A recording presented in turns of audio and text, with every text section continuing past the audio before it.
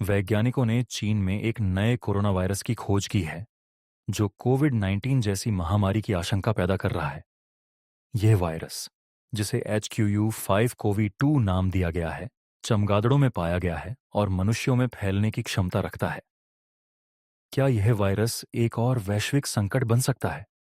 और क्या यह खोज कोविड की उत्पत्ति पर बहस को फिर से भड़का देगी? आइए जानते हैं। इस खोज का नेतृत्व किया है बैटवुमन के नाम से मशहूर डॉ.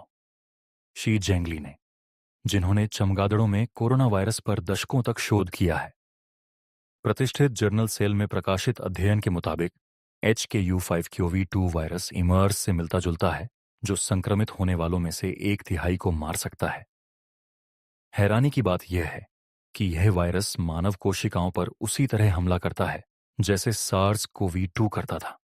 क्या यह दोहराया जा रहा है इतिहास? मिडिल ईस्ट रेस्पिरेटरी सिंड्रोम 2012 में सामने आया था। यह कोविड से कम संक्रामक लेकिन ज्यादा घातक है। इसके लक्षणों में बुखार, खांसी, सांस लेने में तकलीफ, उल्टी और गंभीर मामलों में मौत शामिल है। अमेरिका में केवल 2 मामले सामने आए थे जो मध्य पूर्व से जुड़े थे। सबसे बड़ी समस्या, इसकी कोई वैक्सीन नहीं है।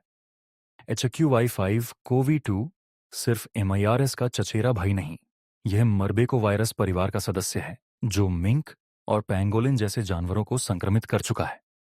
अध्ययन चेतावनी देता है कि HKU5-CoV2 के मनुष्यों में फैलने का उच्च जोखिम है, या तो सीधे चमगादड़ों से या मिंक जैसे जानवरों के जरिए। कोविड के समय पैंगोलिन को मध्यस्थ माना गया था, लेकिन यहां मोड़ यह है, 2006 में खोजे गए HKU5 वायरस के मुकाबले यह नया स्ट्रेन कहीं ज्यादा खतरनाक है। लैब टेस्ट में यह मानव कोशिकाओं को आसानी से संक्रमित कर देता है। सवाल यही है, क्या यह वायरस इंसानों के बीच फैलने लायक बन सकता है? अब उस विवादास्पद सवाल पर आते हैं। वुहान इंस्टीट्यूट ऑफ वायरोलॉजी वही प्रयोगशाला है जहां से कोविड-19 के लैब लीक होने की अफवाहें उठीं।